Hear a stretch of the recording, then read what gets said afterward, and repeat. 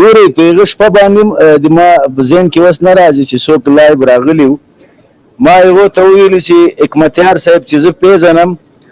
په دې د ما خپل شخصي نظر ده، زه صرف هغه سړي ته د یو سیاسي جاسوس په نظر ګورم، یو حکمتیار صاحب نه. دا ټول خلک ازمودن را باز ازمودن کار خطا است که څه خیال دا هغه متل شاهنواز تڼای ده، حکمتیار صاحب ده، دغسې نور دغسې نور دغسې نور. دا کلوش کې په خپل ګریوان کې وګوري نو دې ته به ضرورت نه وي چې ما ورته لایف پې راسو لا کوم افغان په د دوی په موضوع باندې لا د دوی په خبرو باندې خپل وخت ضایع کړو. دوی د دومره مهرباني وکړي کله ناکله دی خپل ماضي طرف ته فکر کوي چې تر پرونه پورې د څه شی کړه، او په خوست کې به دی له چا سره ولاړو او قاضي حسین احمد څوک ده، د شمشتو بدماشۍ، هغه د افغانانو ظلمونه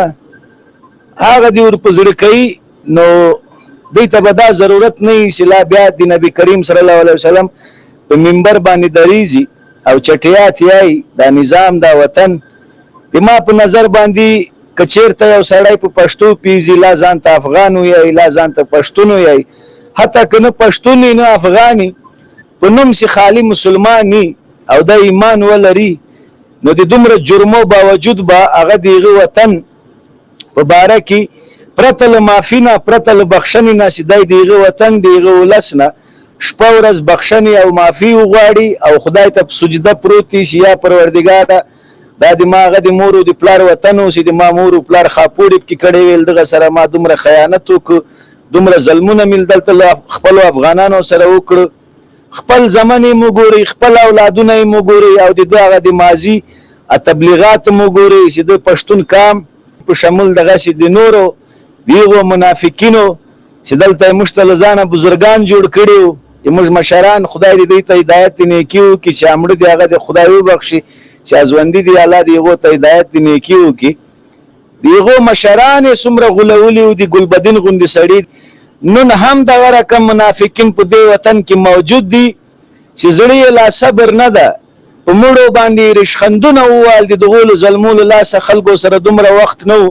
چې یو خپل مړی د مړي په سیر باندې خش کړی وای، د یو مسلمان غوندې غسل ورکړی وای، د یو مسلمان غوندې کفن او خیرات او سکات ورکړی وای. والله بالله دغو دومره مړي وکړو دومره مړي.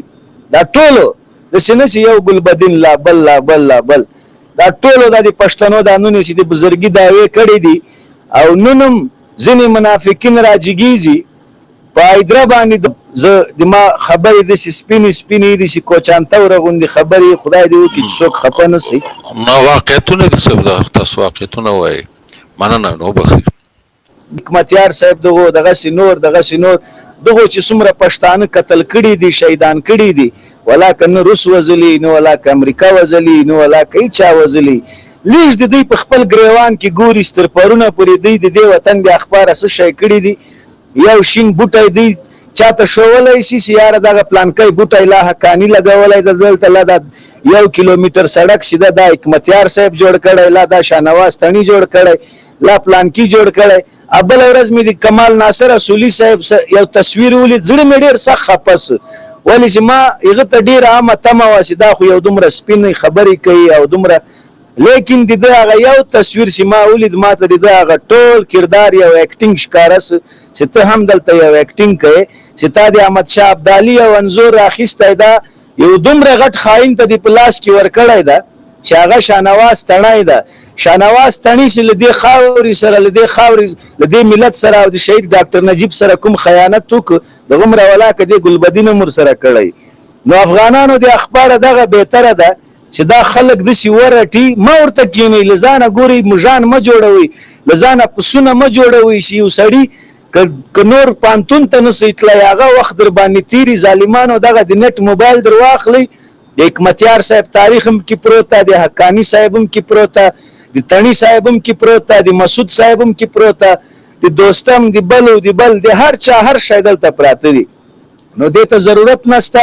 حکمتیار صاحب د په خپل ګریوان کې وګوري چې آیا له ده سره دا خبرې شای یا د دا ضمیر د تسخیل اجازه ورکړي چې د بیا د افغانستان په سیاست کې خبرې کوي تر پرونه پرې دغه افغانستان پنجابي یو پنجابي به یو مټ ته ولاړو بل پنجابي به بل مټ ته ولاړو د آی اس آی یو جاسوس یې زه خو والله بالله که ګلبدین دسی بولم دی یو افغان په صفت ما ته یو افغان لا نشکاریږي ګلبدین خلکو ته به رهبر ښکاریږي خلک به رهبر بولی خلک به مجاهد بولی یار چا خپل سوچ فکر ده حتی زه افغان نه بولم افغان لا نه بولم دا د ما خپل شخصي نظر ده که څوک په خپکیږي خدای دې زره وچوي را دې سي زه د ګلبدین جنایتونه ورته بیان کم تر ما هیڅ کوم شنه پیژني زه ډیر شي پیژنم د شمشتو هغه د میرامشاه هغه د ټول کیسې ما ته معلومه دي ما ټول کله د ګلبدین نپر دی وروره زه هم چې کومه غلطي دي کومه غلطي کومه ساوه دي ما مشرانو کړي باید زه ونه کم دي ما را روان نسل یې ونه کی مننه یارانو چې وخت مراکز وندي اوسئ